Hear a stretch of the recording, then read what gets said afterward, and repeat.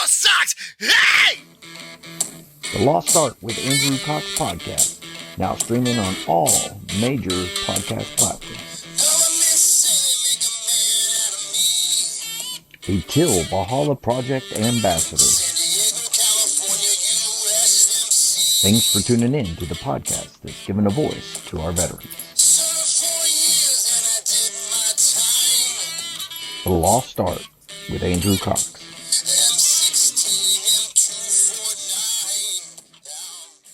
Hello, my friends, and welcome back to the Lost Art Podcast, that podcast giving a voice to our veterans. I'm your host, Andrew Cox, and today we're having a fireside chat with Dave Loyal of Loyal Drums. But before we get into the episode, are you enjoying the podcast? And make sure you go to the website. That's thelostart.podbean.com. It's up above me in case you forget. Go to that, check us out, see what we're all about. There's a couple ways you can help support us. We do have a merchandise tab. You can go in there and get you some cool merchandise. You can become a patron with a monthly donation, or you can do a one-time donation if you want to do that, but help us in getting our veteran voices out for all to hear. Big shout out to the Till Valhalla Project and all the amazing work that they're doing. If you don't know anything about that amazing organization, go to tillvalhallaproject.com, check them out, and if there's any way you can help them, please do so. All right, with that, I got Dave Loyal here, Army veteran. How you been doing? I've been doing pretty well. Yeah, it's been a pretty wild year, pretty intense time with the kids around Christmas time here. So yeah, but it's been fun. Very nice. Yeah, you are a busy man, that is for sure. I see you everywhere, all over social media, traveling the world. I mean, you're doing everything. It's pretty awesome to see. Yeah, we've been trying to nail down a time to do this for how long now? I think we have to be at least 8 months. Yeah, something like that. Yeah. But it's all good. You're here. We finally got something worked out. We're doing okay. Yeah, just trying to keep it all together, trying to do all the things all at the same time, and be a dad too. So it's always an adventure. Yeah, yeah. There's always that in the middle of it, right? Being a dad, it's always That's fun. You throw that in the middle. yep. So, well, hey, man. We'll eventually get to Loyal Drums, but Sure. I want to hear a little bit about your military history, right? So maybe talk about where you grew up a little bit, and then what drew you into the military, and then we'll talk a little bit about your military career, if you don't mind. Sure. Yeah. So I grew up in Fredericksburg, Virginia, Mm. and when I was 9 or 10 years old, I really kind of fell in love with the idea of becoming a drummer. And so I started taking some lessons and all that. And Yeah. as that kind of went on, I started doing some Civil War reenacting to really kind of follow the path for fife and drum. I'd seen a fife and drum Right. corps, and that kind of sparked my interest. And so, we had no musicians in my family. I was the first musician in my family ever. No kidding. Yeah. Wow. But it's something that I wanted to do, and I had Yeah. very supportive. My mom drove me all over the place when I was a kid. Which I can't say enough about her support.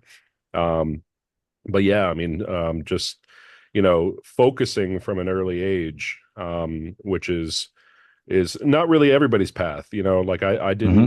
didn't do a lot of school music programs. Hmm. I did sixth grade band, and it was okay, but I was a little bit more of a focus kind of guy. Like Hmm. I want to dig deep into things and find Right. out and go at my pace, and I'm a pretty fast learner, and so the school setting is great. I mean, it's phenomenal for a lot of people. For me, it was a little Right. bit more of that personal journey, and that kind of quest to mastery, which we all strive for, but you never really get there, of course. Yeah. But it's Very true statement there. yeah, it's the hunt, right? And Yeah. for that personal gain. So I did that for a lot of years. I guess 5 6 years, and at some point I had heard about the old guard fife and drum corps, Hmm. and pretty much as soon as I heard a recording of them, and kind of learned who they were, that became a life goal of mine. Probably Right. about 14 15 years old. And so then I had a task. I had something that was like the goal of the work that I was doing on my own, just Right. wanting to be better at the skill of drumming. And then but having that goal, that pie in the sky. Um, and so, I was training from that point on, I think That's awesome. in the last year before my audition, I mean, I was playing 3 hours a day, and I was like Nice. cataloging what I was doing and trying to make like substantial gains. Um, Now, you were taking lessons or what were you doing? Or yeah, just so self-taught? I mean, like it was kind of a mix of all. I had several instructors over the years. My first instructor within the fife and drum idiom was a guy named George Carroll, and he's kind of an important figure. He had been in the army band back in the 60s, old guy, Wow. and Yeah. but he was actually one of the people that helped start the Old Guard Fife and Drum Corps. He also started the Williamsburg Fife and Drum Corps and the Epcot Fife and Drum Corps down at Disney. Um, No kidding. Wow. yeah, so he was kind of a character. But he really got me on the right foot. Um, and then guys like Bill Mailing was an instructor of Hmm. mine, and then Okay. a former old guard drummer as well, Rick Ruddle. So there's always a lot of people in everybody's story, Right. like it's not attributed necessarily to one person. It's kind of a team, a village to raise a kid, right? Kind of thing. Yeah. Um, Absolutely. but and so a lot of people helped me along the way, and people who could see my passion, and that's something I certainly try to pass on now as well. Like if I see that kind of fire in the eyes um, Hmm. of some of these kids or whoever, that it's to really encourage them, because there were a lot of people that told me like, oh, you'll never make that, you'll never be able to do that, like you might as well just go do Wow. it. Yeah. It's like, okay, screw you, watch me, right? Yeah. So A lot of times out of spite, you can get a lot of stuff done, I think so. Yeah. I mean, that's like almost if everybody's just, uber supportive of you with everything that you do, then, you don't have that anger that kind of, drives you Yeah. to the higher heights. Absolutely. Yeah. Yeah. Yeah. But yeah, so throughout that, I auditioned at 17 years old. And Oh, wow. I had been a snare drummer for my entire life up to that point. But the spot was on bass drum, the spot that was open. So I decided to take that audition. Hmm. And so it was game on then, just training. I mean, I was playing 8 hours a day for the month before that audition. I'm Hmm. surprised, youth is a nice thing because I mean, like these days, if you play 8 hours a day, like, you're liable to hurt yourself, and then but yeah, so auditioned. I won the audition. And I was still in high school though, so I had to wait until I graduated high school. It was And like your senior year, like when you yeah. auditioned then. Yeah. Mhm. Yep. So yeah, the funny story with that was I was on the delayed entry program for a couple of months, and Hmm. um, I was at my recruiter getting ready to go to basic training, and we had to wait for the FedEx driver to get there with my overnighted high school diploma so that I could go to basic training. Are you So serious? yeah, so so the FedEx guy showed up, and we left for the second round of MEPS on our way to basic. Um, Wow. pretty That's wild. Yeah, wild. yeah, Yeah. Holy yeah. cow. I turned 18 in those months as well, so I was 18 when I actually joined the army, but I won the audition at Okay. 17. Wow. That's pretty impressive. I mean, winning the audition at 7. Now, you guys are in the organization are pretty daggum data, excuse me, pretty daggum good. Uh and to win that at 17, that's something to say there, you know what I'm saying? Well, yeah, like I have no idea why they would hire a 17-year-old, honestly. I mean, like looking back, it's like, and being on those panels over the years, Yeah. It's certainly not like that anymore. And it wasn't necessarily then either. You know, as soon as I got to the unit, I mean, I was by far the youngest. Right. You know, and even after serving 12 years, I got out at 29 years old after 12 Hmm. years of service. And you know, I was still one of the younger guys. So, you know, it was Really? yeah, it was Wow. pretty wild. So, a lot of people with, you know, Uber degrees and all that stuff. Um, although, you know, and we'll talk more about this later with some of the, once we get into that. But, I do think that the more heavily trained you are, the less you've been able to kind of hyper focus on Mm. one element of playing, right? Yeah, that's true. Yeah. So I don't play drum set, I don't play mallets, I don't play any percussion. Like I play the rope drum, you know. And Yeah. so, you know, finding that niche and being able to focus on it has certainly helped me over the years. Yeah. What is the saying for drummers? It's uh some master of none. Yeah. I can't Um, remember what in the heck it is now. That just slipped my mind. Jack of Anyways, all trades, master of none. that's Yeah. it. Jack of all trades, master of none. Yeah, you got it. See? That's Yeah, good. but yeah, so I mean, like I'm fairly useless when it comes to you know, percussion stuff. I mean, like, you know, it's had they sent me to the School of Music, I would have flunked out, I'm sure, because you know, like I don't play any of that stuff, you know. So Yeah, so it's kind of like the one job that I could actually go to, you know, right. and focus on. But I have a great time with the music, and you know, I mean, it's something that's certainly shaped a lot of my life. Oh yeah, for sure. Now, when you went to boot camp, it's normal boot camp just like everybody else, and all that type of stuff, correct? Yeah, it was Fort Jackson, just the standard Army boot camp. That was 2004, when Okay. I joined. So, you know, I mean, it was a different time, a different army then too. Hmm. Were you serving in 2004? I was. Yeah, I came in 99, so Okay, I yeah, was still in. Yeah. yeah. So, I mean, that was at the beginning of GWAT. Hmm. Um, you know, and so, you know, joining to play the drums is an interesting thing, like in Yeah. those times, because it, like, almost everybody there is gonna deploy, and everybody's going to Right. Yeah. Afghanistan. You know, and that was certainly a big part of the culture in the military, through the years that I Hmm. was in. I got out in 2015, so Right. you know, yeah, I mean, it was right in the middle of all that.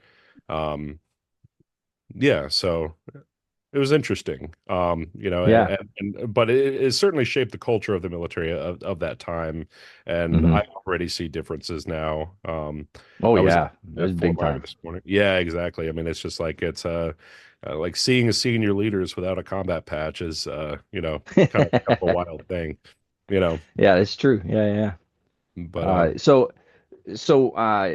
a lot of times, especially for the Marines when they go to boot camp, when the drill instructors find out that they're in the band, yeah. it's a all out. I'm gonna attack you and not attack you, but I'm gonna give you a hard time because you're in the band.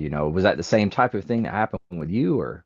Yeah, well, I mean, so like, you know, people always tell you like, don't ever don't, like, say you're a truck driver, you know, or something like that. Yeah, yeah, yeah. Like I was kind of cocky, and I was, you know, so like I told him like day one, like, yeah, I'm a drummer, I'm going to play in the band, you know. And just so, like, okay, you know, whatever you're gonna do it to me anyway. So like, let's just, you know, let's Yeah, just, get it over with. Yeah. yeah, exactly. But yeah, I mean, like, basic training was its own kind of you know, you're there with people that, I was a very driven person, right? Hmm. And I was going to do something that I really wanted to do. And there's always the people there that just, you know, they don't do what they're supposed to do, and everybody's kind of Hmm. carrying them, you know, and that Yeah. was a frustration, you know. But Yeah. yeah, I understand that for sure. Yeah. the actual physical tasks were pretty fun, you know. Yeah. It's but I mean, and army basic training isn't really all that crazy, especially looking back on it, you know. Yeah. Yeah. Yeah. I'm sure it But has its moments. yeah, so I mean, getting smoked is getting smoked, but you know, Yeah. I Oh, mean, yeah. it's Yeah. That's a true statement there. That's also So more than 20 years ago, so it's probably softened to some of the memory too, you know. yeah. So once you finished boot camp, then you went directly up to DC. Is that correct? Yeah, yeah. So the AIT for the special bands is all in house. So Okay. I was a PFC when I joined, but we get promoted to staff sergeant as part of the training cycle Oh um, wow. Okay. for the special bands. And Mm-hmm. some of the reason for that for your listeners with the special bands is that allows them to be a little bit more competitive with people who've gone to school and racked up all this debt for music to be competitive with the Yeah. professional musician jobs out there. Um, so yeah, so I went from PFC to staff sergeant, 18-year-old staff sergeant, which was interesting Yeah, too. that's what I was about to say. I mean, you're 18 you didn't go to college and rack up a bunch of debt and all that stuff. You're fresh out of Right, high school.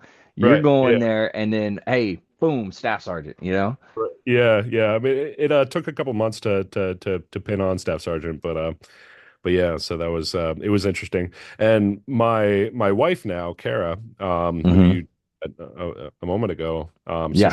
she's still in the old guard fife drum corps. She's a fifer, Oh wow, okay. and we had met um, before either of us joined, and that was her goal as well. As Oh a wow. her goal was to be in the old guard fife drum corps. So she won the audition while I was in basic training, and so I had just pinned on staff sergeant, and she had invited me out to her graduation.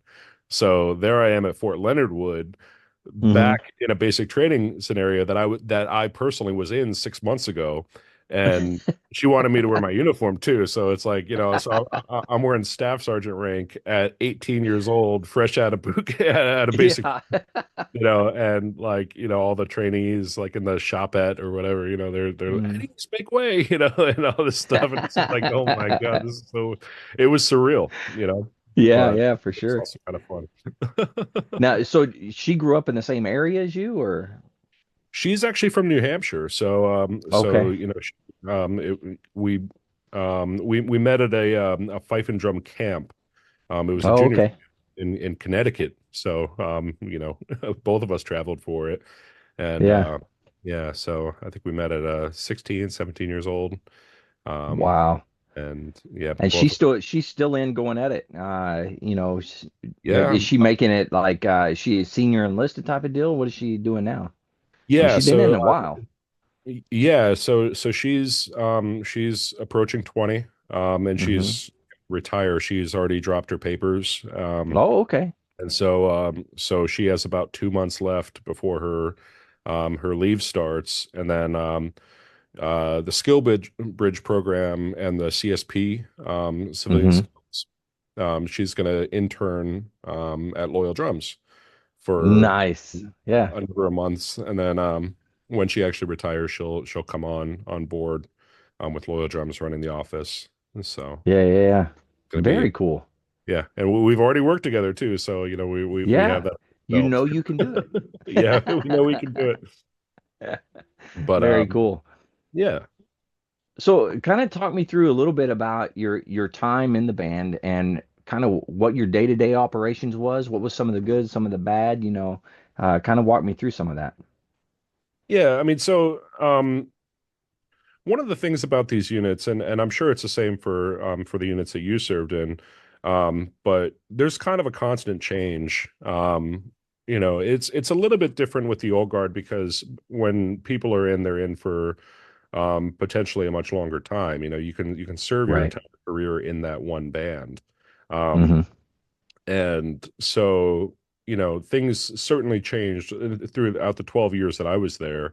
It went kind of from like the old breed kind of mentality to, a little bit more modern.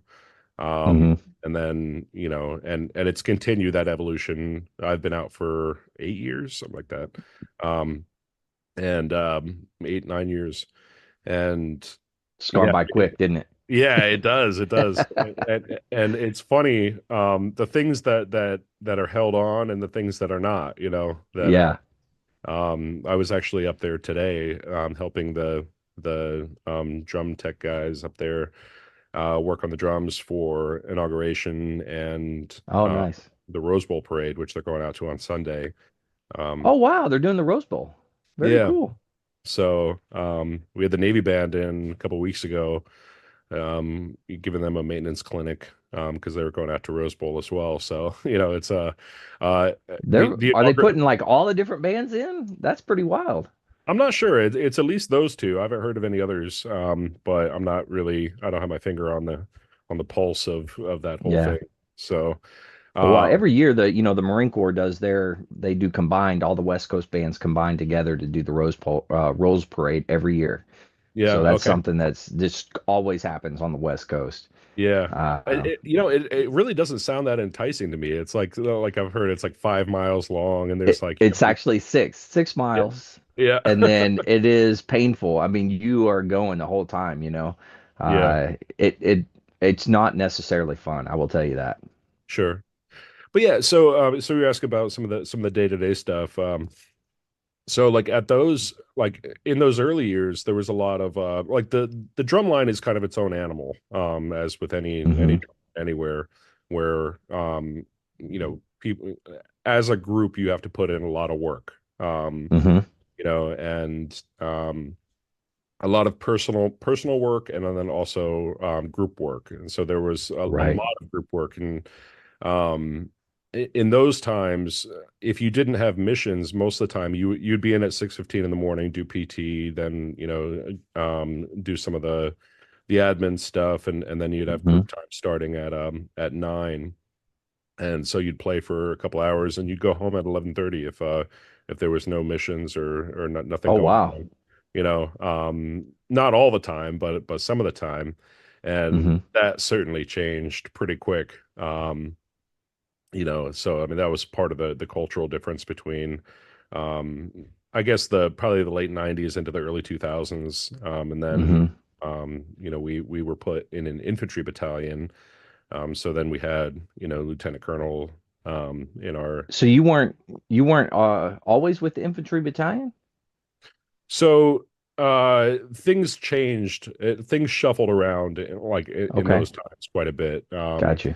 There was something called a special troop battalion, and that had some of Hmm. the old guard is comprised of all the special units for the honor guard. So I mean, there's Hmm. 1,300 people in the old guard total, Oh, right? wow. Yeah, But you have the caisson platoon with the horses, and right. they're their own animal, you could say. um, but Makes sense, yeah. so yeah, I mean, so like the tasks are different. Hmm. If you're taking care of horses, not everybody's going home at night. Yeah. So like people are there 24 hours a day. Then you have the tomb guards, and their Hmm. life is very regimented with the task that they do, and those are some of the most honorable guys I've ever met in my life. Absolutely. Yeah. A Yeah, lot of and amazing. I love going to watch what they do. I mean, it's yeah, really impressive.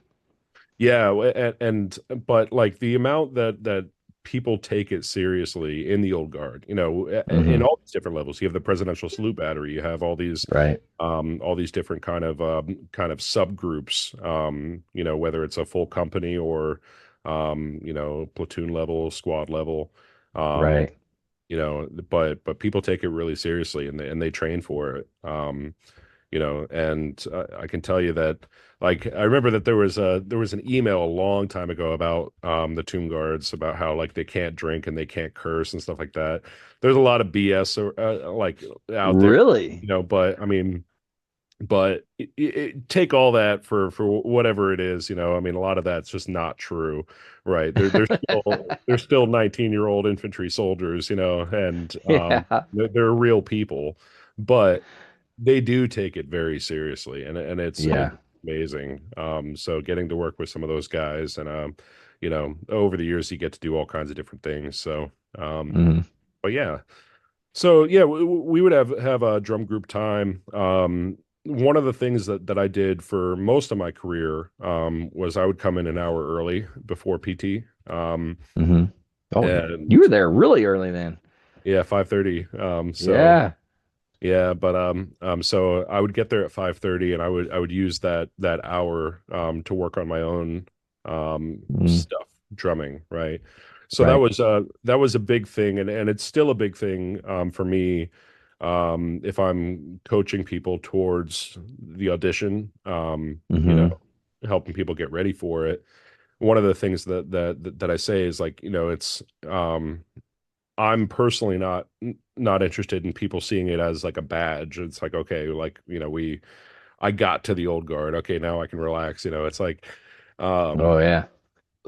the type of person that I'd like to see in that organization, and there's a lot of them, are people that are, it's a place that allows them to continue that quest to mastery and to continue to Right. push that envelope on what can be done, and the respect for the tradition, but also, pushing the envelope a little bit, in the right Hmm. ways too, like understanding and it's it's Very it's true. Yeah. it's a very unique type of music, and so, seeing people that have that fire in the eyes, to continue the learning process, Right. um, is that's gold for the organization, I think. So Absolutely. And it is very unique. You mentioned that, and I mean, I don't know of any other organization that is doing the same types of stuff, at yeah. least in the United States. I'm sure there are other places, that are doing that, but in the United States military, you guys are it. You're the ones that do specifically that type of traditional stuff. Sure.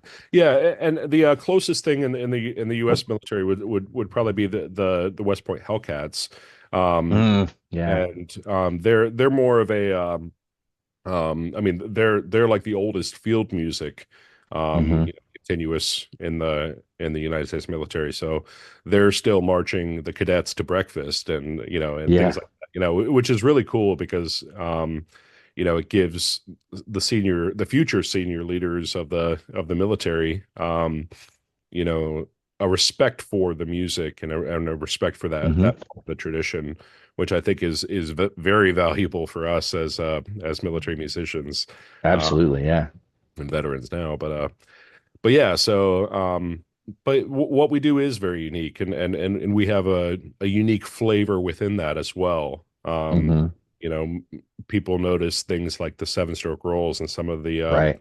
some of the stretch of time that we do, uh, Yes. which is one of the most fun aspects of playing. Um, Yeah. and I mean, Now, it's is that a traditional thing for fife and drum bands in general, or is that something unique to that organization? so yes, right. Okay. So it's I mean, the tradition is kind of a funny thing, right? So Uh-huh.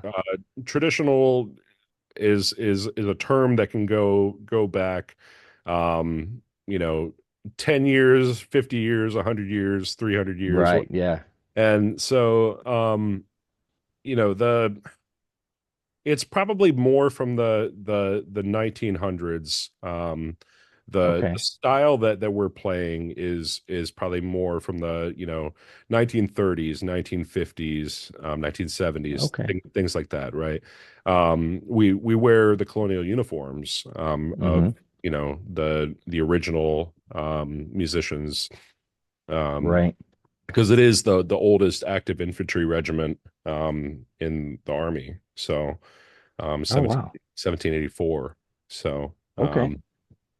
but yeah, so a lot of those things are it's easiest to think of it as a language. I think Hmm. that's like if you think of it truly as a language with dialects and with enunciation differences between different Yeah. speakers. Um, so it's almost like a chorus where you take these different speakers and then you have to kind of sing together, right? Um, Yeah. but language is such a funny thing because there's if you remember the kind of the early days of AI, I know AI has gotten ridiculous now as far as being Yeah. able Yeah.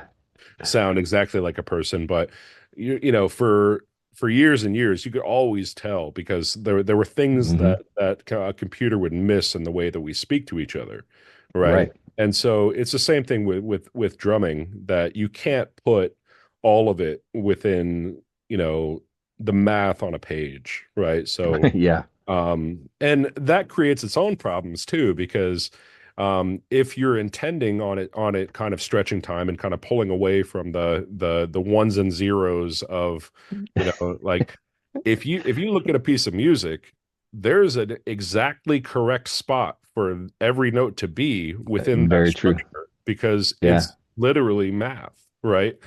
Um, Very so true.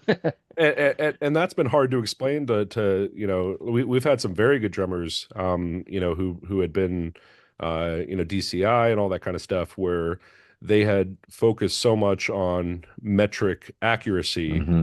and when they would ask, like, well, why is this stretching? It's like like it's just the language. I mean, that's what I say now is it's just part of the language. It's the rudiments are the syllables of the language. Yeah. um I mean, and that's a very good way of explaining it though, with the language and the dialects and things of that nature. I mean, that makes a lot of sense.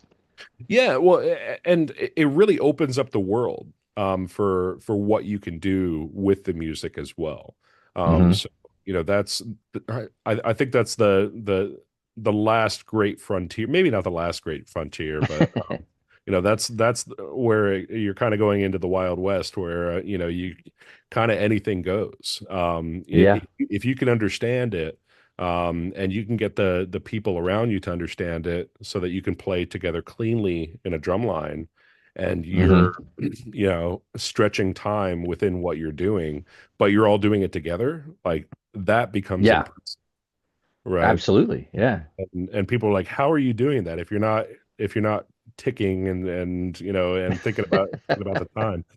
And people always want explanations of, like, okay, well, what is the time of the seven stroke roll that you're playing? Are you playing, like, 5/7 or whatever, and Right. Yeah.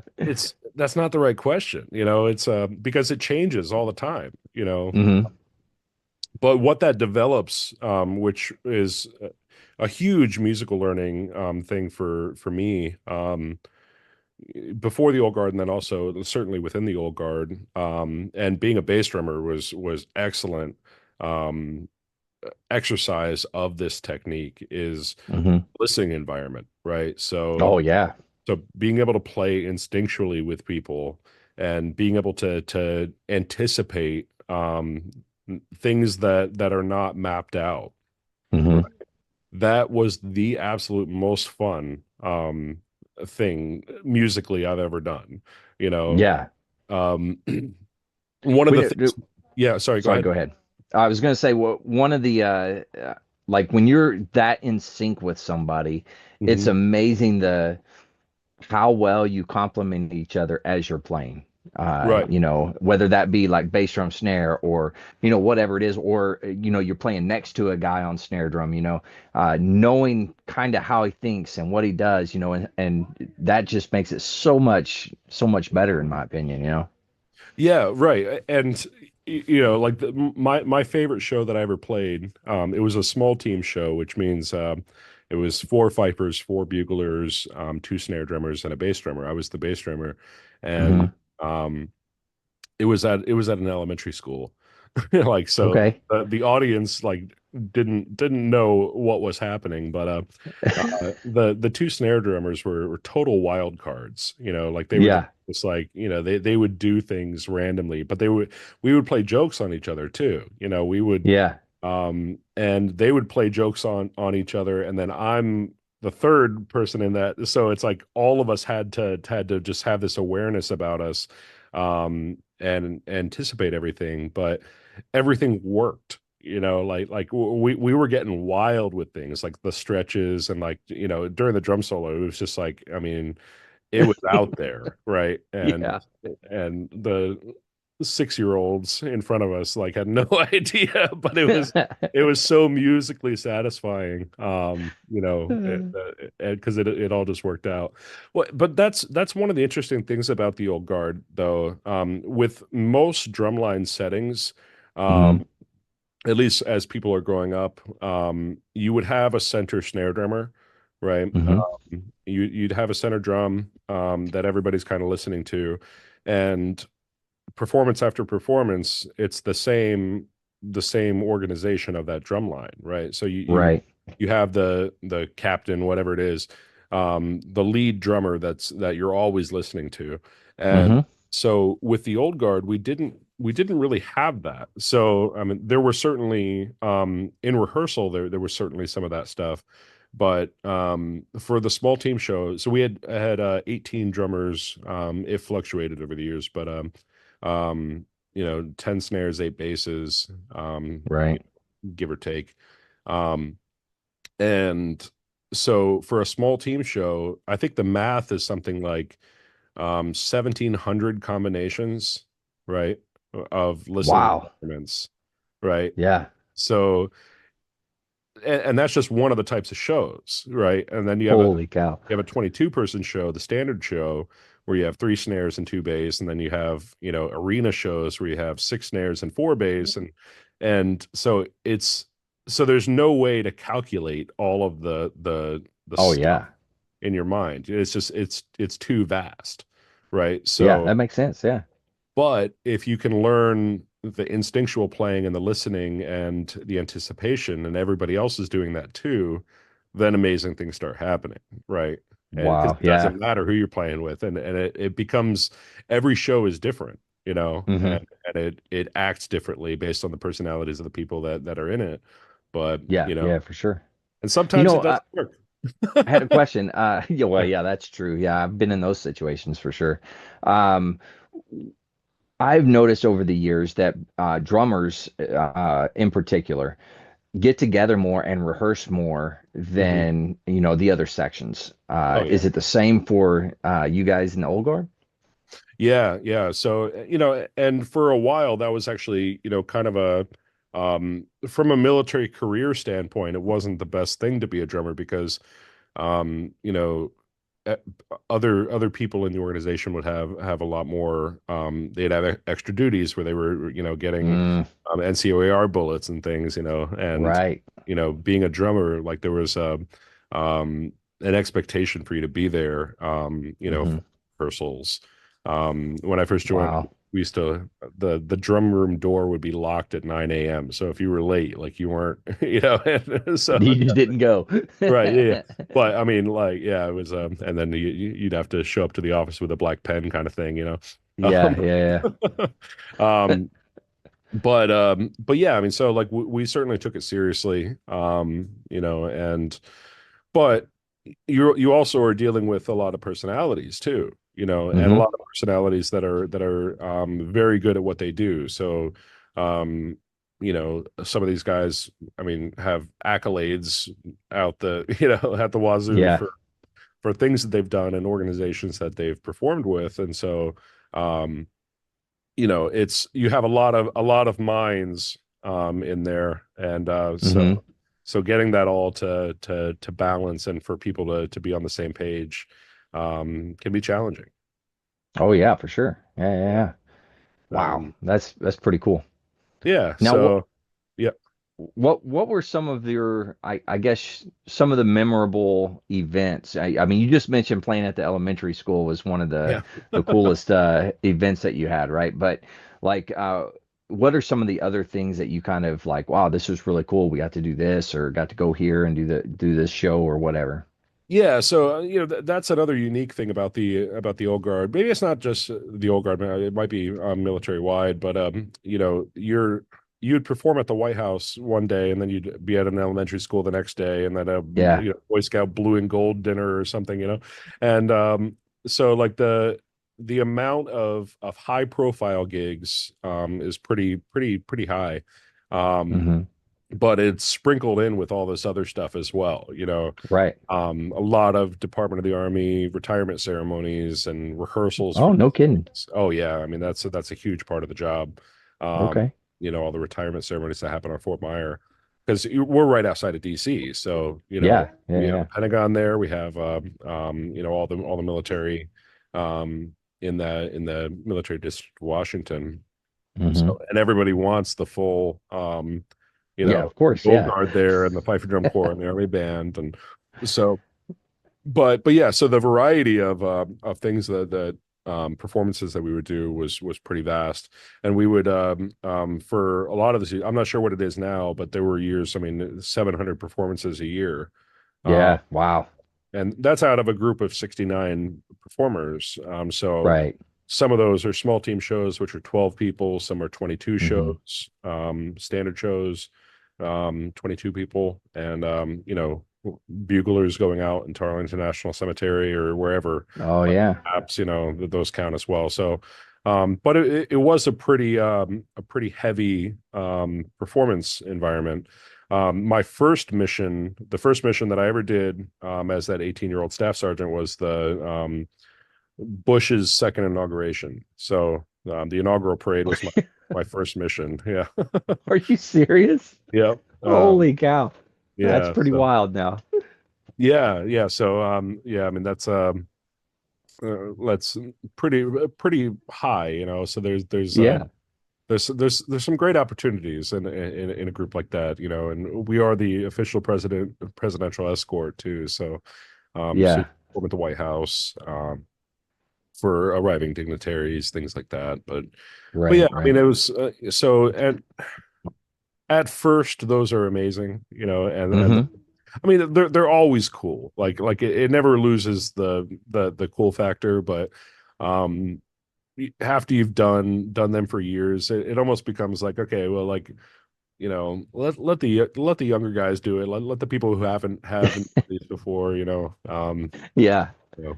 Well, I mean, it's like anything. It eventually becomes work, and work is work. Sometimes it's good, sometimes it's bad, but it's still work. Sure. Yeah, exactly. So yeah, it was funny. My last performance was actually a White House as well. So it was Oh, wow.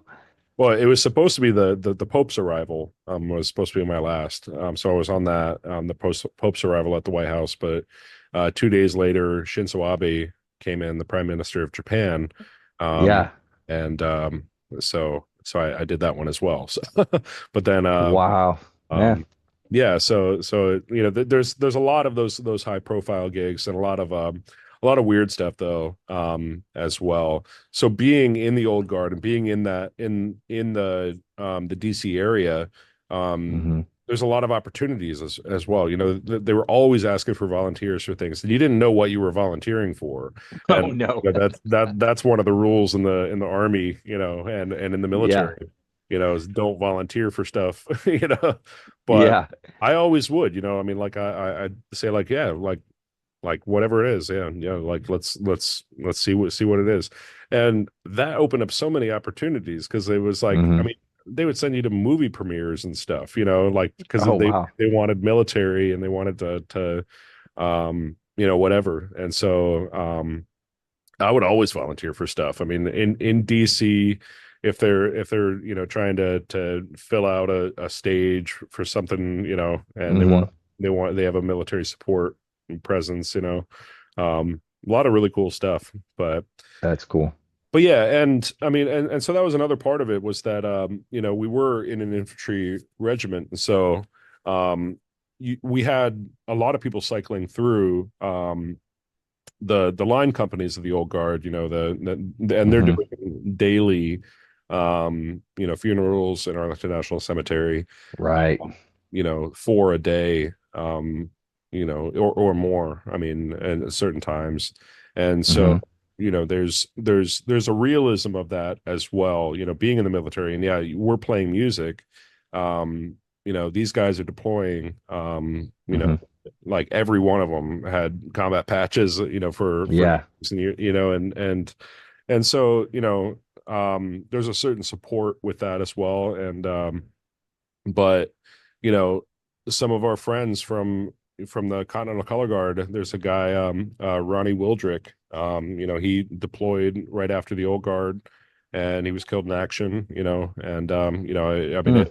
it hit hard for a lot of the people in the Fife and Drum Corps, because Yeah. you know, he would come out on missions with us as a color Hmm. guard. Um, you know, so I mean, things like that. Um, you know, and during 9/11, there was a fairly big presence of the 500 Corps members at the Pentagon. Um, Oh, no kidding. yeah, doing some cleanup and removal of remains and things like that. So I mean, Mm, like there's definitely some things that hit hard, you know, within that job. You know, you're playing music, yeah. but there's also you're part of something a little bit larger than that as well. So Oh yeah, yeah. And you talk about of course Arlington, there's a lot of funerals and things of that nature there, but uh during time of war, it's kind of a different beast. When you're not in war, sometimes it's people dying of old age or whatever, but sure, when it's time of war, now you're getting those vets that they were out there, they were doing the thing, and then they got killed in action. And now they're back here and being buried there at Arlington. sure. Uh, I couldn't imagine, like me as a drummer, I couldn't imagine playing taps or anything like that. It would be tough. I don't know how they do it. Yeah, I still remember. So, every Memorial Day, we do what's called flags in, flags out. So, Hmm. flags, an American flag on every headstone, every Hmm. gravesite, and the mausoleum and everything, in Arlington, which is like 400,000 plus, right? And the Yeah. Old Guard does pretty much all of it, right? So, Wow. Yeah. um, so we're out there after the close of this. Actually, it starts at like 4 p.m. 1600. We go Hmm. out there with LMTV trucks, you know, with just these crates of flags, and we have Wow. sacks on and duffel bags on, just full of flags, and going out there and planting all the flags.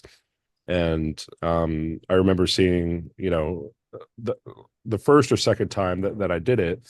Um, you know, seeing somebody who was younger than me, you know, Oh wow. Yeah. yeah, it's that definitely hits hard. You know, it Hmm. puts some realism into what's going on. Yeah, absolutely. Yeah. And it's kind of I don't know, it's kind of like a gut punch sometimes, but when things like that happen. And I remember being in a ceremony, and it was like a memorial ceremony after the division came back from Iraq. And man, it was like, and of course, the division commander at the time is like, "Hey, nobody cries, right? If you're in the ceremony, nobody cries." It was the hardest thing for me to do, not to cry. I mean, it was heart wrenching, Yeah, but those types of things, I mean, that's what we're here for. I mean, when you think about the military in general, that's, go out and win wars, and, things happen. So, yep, yep. But yeah, so yeah, I mean, like it's always more than just what, you know. There's like those memes, like what my parents think I do, what I think I do, what I really do, you know, those kinds of things. yeah, yeah, yeah. Yeah, so I mean it's really hard to describe you know, a place like the Old Guard because there's Hmm. you're in a constant rehearsal stream of performances, and Hmm. unfortunately they're dictated by the infantry, you know, command team and all the infantry Right. guys that are out there, that they're probably doing it for their first or second time, you know, so they need Hmm. those extra rehearsals. We've been Right. doing it for a decade. We're real like that specific show, like for the retirement ceremonies. We can do Yeah. those with our eyes closed. You know, I mean, they're we've been doing them forever, and we're really Right. good. And so, do we need to be there? I don't think so. You know, and so um, you know, but when especially like doing, you know, three or four rehearsals per mission, you know, it's like Yeah. when you Yeah. have Yeah. 700 missions a year and then you're doing just a boatload of rehearsals for each one, it starts to wear on your body. And that was you know, that was one of the things that you know, made me make that decision to leave a little early. Um, Right. you know, was just the overuse injuries and things like that, carrying a drum Hmm. for you know, Years and years. Yeah. exactly. And there's not a whole lot of light season in the old guard, you know. It makes sense. Yeah. Wow. Well, okay. So, when you were transitioning out, Mhm. there was Cooperman drums, Yep. right? And that was, I think, I don't know, maybe I'm wrong in saying this, but that was like the gold standard, right, for Oh, sure. rope Yeah. tension drums. Mhm. And that's where everybody went to get the rope tension drums. Now, how did you get involved in that whole aspect? So I mean, the story actually goes back pretty far. Back in Okay. 2004, when I was like, still brand new in the army in the old guard. Hmm. Um, I had known the Koopmans for just being part of the community, and I bought drums from them, and we had talked a bunch about different aspects of it. And Right. so one of the things that I would do every summer, I would take a little road trip on leave, and I would go study with different drummers around, mostly in New Hmm. England, Yeah. try to get some perspective from some different people. But so I would just bounce around New England for a week every summer. Hmm. Some of those times I would go up to Vermont, or they used to have a shop in Essex, Connecticut as well. Mm. So I'd go up and hang out with them, and kind of, chat about stuff. And one of the things I remember saying in 2004 was, like, after I retire, maybe I'll come work at Cooperman. And I remember Jim Ellis saying, like, yeah, you should probably, like, after you retire, I think you'd probably buy Cooperman and like own Cooperman, And it's No funny. kidding. It's funny. And it took 15 years later, part of that becomes a little bit of a reality. But yeah, so I started the business Loyal Drums. I started it in 2011. So I was still active duty, and it was kind of Oh a, wow. working in the basement, Hmm. kind of thing. And um we did a lot of the leather drum slings at Hmm. first. Like I've always worked on drums. So in the old guard, I was the drum maintenance, Right. drumming up NCOIC for a long time. And with that, we had developed a lot of kind of protocols with things. The Hmm. the way that I like to approach things is kind of like, especially uncharted territory things, is like the America's Test Kitchen. You ever see that cookbook, or do you know the concept that they do? No, I don't think so. I think they have a show too. I've never seen the show, but what they do is they take like all the different recipes and all the ways that you could make this one dish, right? And they they Uh-huh. they do all of them, and they see what works from this one, what Oh, works from that one, and what's easier, what's more difficult, and what gets the best results. And then, so I mean, it's really a scientific approach right. to these, and then they publish that recipe that's like the one that won everything, right? So Right, right. we would do that with drum maintenance, Oh, very cool. with pulling drums and experimenting with different things, and Hmm. that continues to this day, with Loyal Drums. But yeah, so to kind of bring it all back together. So we had started the business. We were making a lot of drum slings, doing a lot of work on drums, Hmm. but I wanted to preserve building drums until we were ready to make a big enough expansion to be able to do that, to do it right. Right. Yeah, Hmm. I don't want to half-ass anything. And one of the big tenets of the business and the mindset from the very beginning was that I didn't want it to be a garage business, right? So I didn't want it Hmm. to be a hobby. I wanted it to be able to grow in the right ways that it could be, as I would call it. I want to be a real boy. I like it. Um, Yeah, yeah, yeah. But so so yeah, the business was growing. I was getting a lot of overuse injuries. Got out of the army. Um, and the conversations never really stopped with Cooperman throughout all those yeah. years.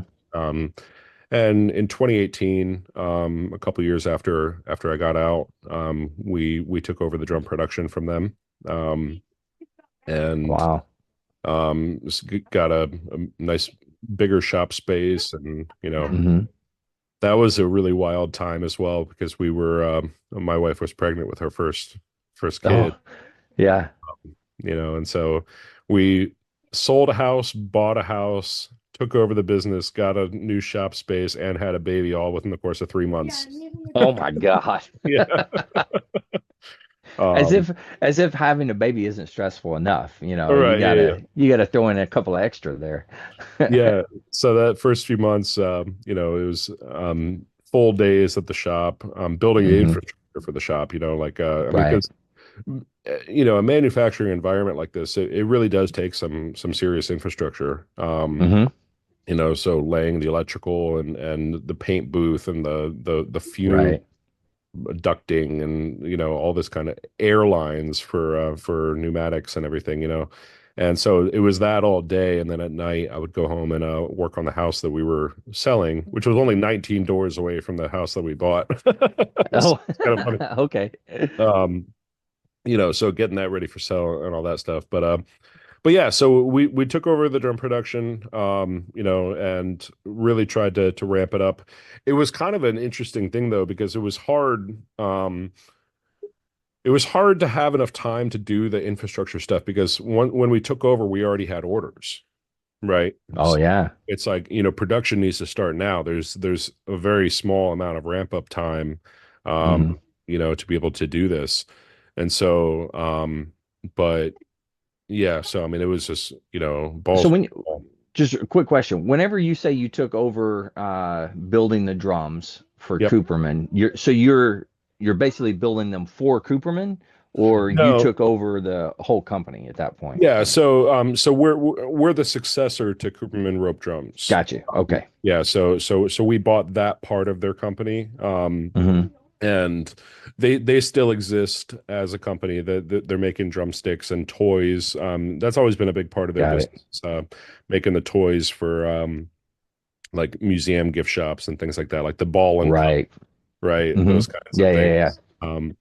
But yeah, so we took over the drum production, and so built as much of the infrastructure as we could, and then started producing the instruments. um Right. and so yeah, I mean, it's that was 2018, so what, Hmm. 6 years later, it's still we're still building infrastructure, and we've expanded like four or five times, since then. I don't So know if that will ever stop. I'll be honest with right, you. I know, It yeah, probably yeah, never will. probably never Yeah. will, yeah. Hey, a funny thing that I bring up with my wife every now and again is when I first started the business. When I told her, like, hey, I'm starting a business in the basement. Um, her rule for me was, she's like, I don't want you to be the kind of business that like needs like those big brute trash cans, like like where you're generating all this stuff. And it's like, man, how far we've come, because it's like you know, she's like, you need more brute trash cans now, like, but Yeah. Oh kind of man. funny. But but yeah, so then it was hiring people, and Hmm. finding the right people. There's been a So lot of when you veterans. first started, how many did Yeah. you have working with you? So at first it was just like, when I was getting it off the ground, there was a question on whether we were going to do a partnership with a couple different people. Um, Hmm. and something I've learned time and time again, which I guess this is just wisdom now, is everybody wants to be involved with something until it comes time to either put money down, or Yeah. when it's time for everybody to quit their jobs to do Yeah. this. You know, then Yeah, it then makes sense. then you really find out who truly believes in it. Right. And I truly believed in it, so I did those things. I quit my job, I put money down. Hmm. I really dedicated myself to this, because this, Hmm. the dream. I mean, Right. the dream had been to join the old guard, and to do that. And part of that transition, I had to make a mental change, from that quest to mastery for drumming. For most of that time, I did that extra hour a day just for myself, on top of Hmm. it, just to try to advance my playing and my understanding of the instrument. But Hmm. I did have to mentally divorced from that a little bit, right? Uh, Hmm. I still play, um, but I don't have that same sort. I had to take a step back from that, like, that constant, Yeah. um, push, because Yeah. Yeah. Yeah. Makes honestly, sense. the mental energy is needed elsewhere now too. Um, Yeah. Yeah. Yeah. but yeah, so nowadays, we build all the ceremonial drums for the U.S. military, um, Hmm. and a lot of the European militaries.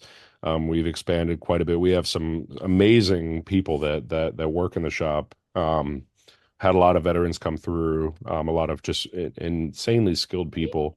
Um, Hmm.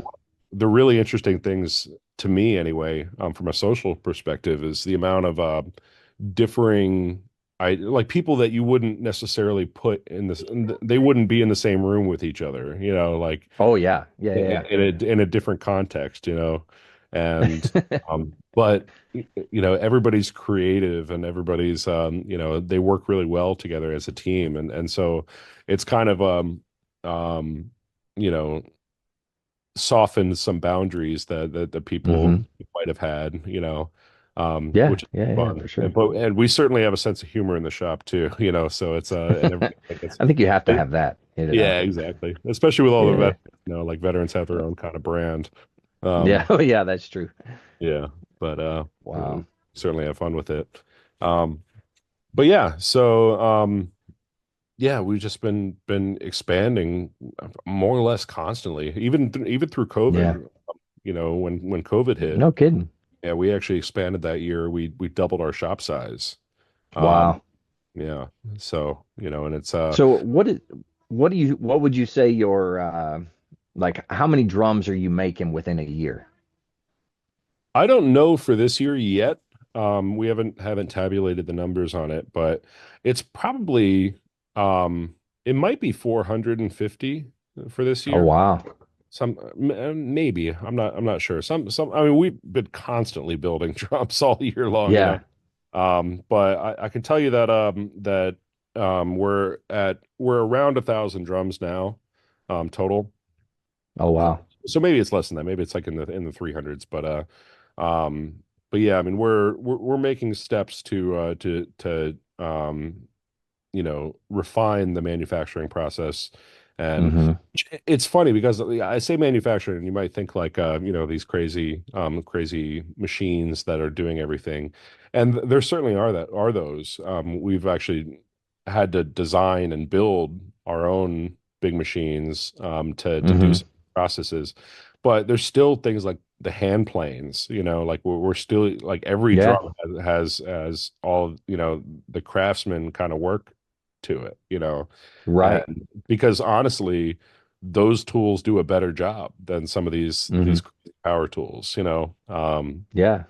and so Well, and what you're with the rope tension drum specifically, we're mhm. talking there's a lot more that goes into building a rope tension drum, I would imagine, than a regular drum, right? That goes and there's an assembly line and there's all these other things where you guys are, like you said, craftsmen that are sitting down and actually working hands on the drum, each individual drum. Well, yeah. So there's a couple different types of things that we're doing these days. So there's what we call the independence model drum, which was our own creation. It was something that had been a goal of mine for a long time, and it's been in a constant evolution to where it is now, which is like a solid product, and Hmm. that really focuses mostly on the production kind of methodology, like a very strong production methodology of having um the standards, and but a lot of the stuff is done by machine, for those drums. Okay. And then on the other side you have the steam bent drums, like the super um you know they're so unique, because they're Hmm. they're from a slice of a tree, from a piece of wood that has its own mind about it, and like it's gonna every single one is different, and they're gonna do Yeah. different things, and they're gonna have their own challenges, and so we're doing those in tandem though. So The independence model Okay. drums, those they're so robust. I mean, they're tanks, you know. Um, Uh-huh. one of the big investments that we made. Well, so for the first 10 years of the business, I didn't take a paycheck, like so I would just constantly reinvest in the infrastructure to kind of bring, Wow. which has gotten us some pretty great tools and tooling for what we're doing. Hmm. You know, and as I said, we design and build a lot of our own. But um, so like one of the big advancements was the polymer hoops that we're doing Mm. for our 16-inch drums. You played on some of those before, didn't you? Oh yeah. Yeah, yeah. Yeah, yeah. And so they're indestructible, you know. I mean, and Yeah. it's little things like that, you know, that wood hoops are great. I love wood hoops, you know, but if you're building drums for high schools, you know, like you need these things to be dishwasher safe, you know, like these things That's are a going to very get true thrown statement. around, Yeah. you know, and so it's a little bit different animal. Not everybody needs hand painted artwork with this, you know, like beautifully Yeah. crafted thing, you know, that shouldn't be the only option. So, but doing it in the right way as well. I mean, there's always been people that have built cheaper versions of these instruments, but Hmm. they're they're cheaper. They're Hmm. cheap, you know, to a certain extent. And Yeah. you know, no offense to them or anything, but you know, the performance quality of our independence model drum is the same. It's like the Hmm. things that make the sound, the sonic differences. We use all the same high end stuff. Like the gut that Right. we're using on the independence model is the same. It's the best gut in the world. It comes from the UK. Hmm. It's harp gut. So it's Oh wow. expensive, you know, but Yeah. we use it on every one of the drums. Whether Right. it's a custom, you know, snare drum that's entirely handmade or it's the independence model. It gets the Hmm. same treatment because ultimately the instrument, you know, it needs to be correct. It needs to sound good. It needs to be Yeah. robust. All those things. And it's a unique sound. And you Yeah. want that unique sound, you know? That makes sense. Yeah. Yeah. And so I mean, like I've gone down so many rabbit holes with you know, like that test kitchen approach to things, you know, like Hmm. don't just take it for granted that this is what it is because this is what it is. You know, let's find the reasons. You know, Right. Yeah. and listen to the people that have come before you. You know, and try to Hmm. learn from them. You know, maybe do some tests as well to see like does that still hold that thing that they've always done or somebody's always Yeah. done, that thing that everybody just thinks is gospel. You know, Right. but and so there's been a lot learned from that too, you know, and trying to focus on something like the you know things related to drumming to Hmm. rotation drums specifically, you Yeah. know. So I mean, like even within the last 6 months, you know, I mean, I've been doing this for years and years, and in the last 6 months, we've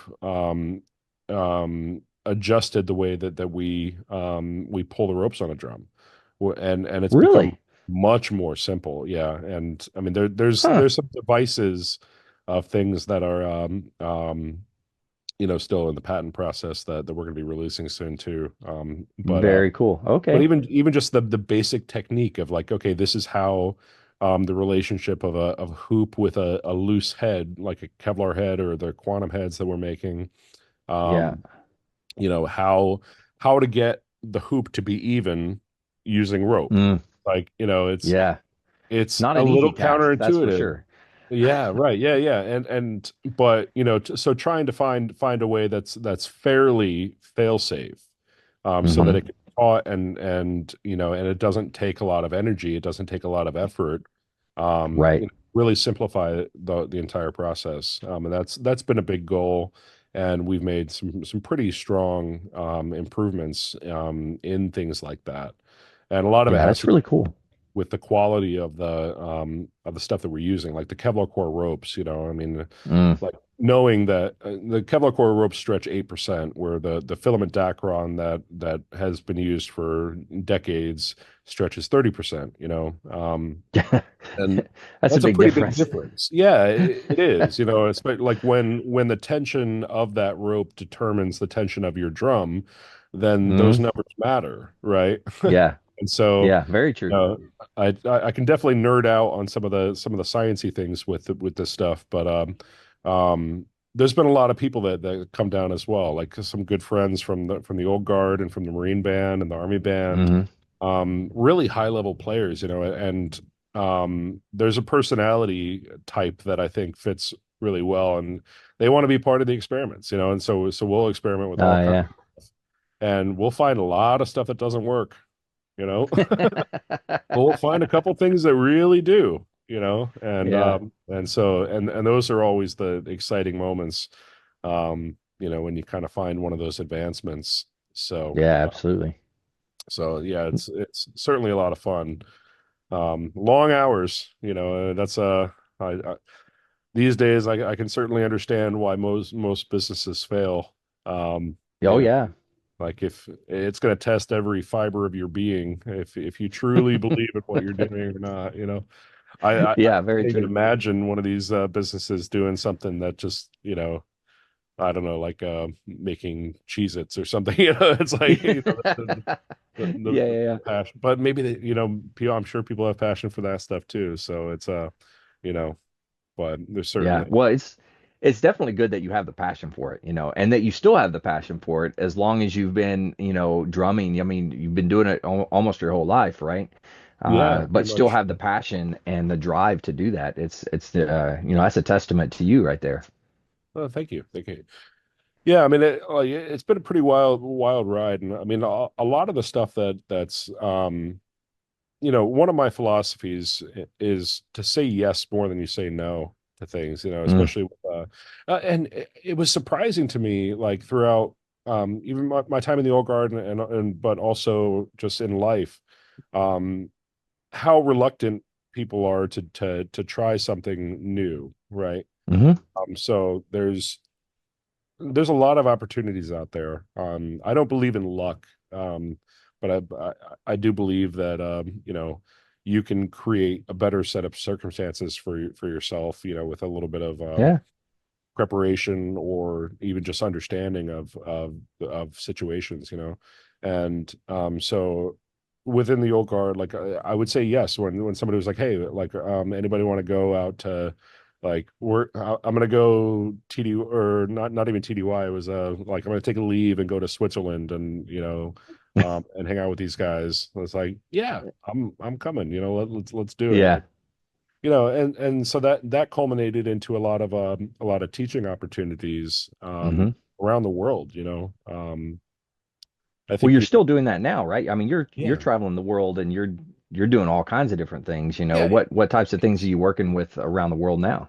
yeah. I mean, so it's gotten a little bit weird since COVID. Hmm. Before COVID, my wife and I were going to Europe, a couple times a year. And Right. usually, like, all of our vacations for the last couple of decades have always had some sort of work with it. It's always been drumming somewhere, or, like performing, Yeah. and then also having a little bit of vacation time. But but yeah, so COVID slowed a lot of that kind of stuff down. Right before Hmm. COVID, I'd gone to Singapore with two Swiss guys, Ollie Hmm. Fisher and Urs Gehrig, and so we taught with the Singapore Defense Force band, Oh, for okay. 10 days. Um, Wow. so things like that. We also went to, like, Vatican City. We were there for 3 days, working with the Swiss Wow. Guards, and No kidding.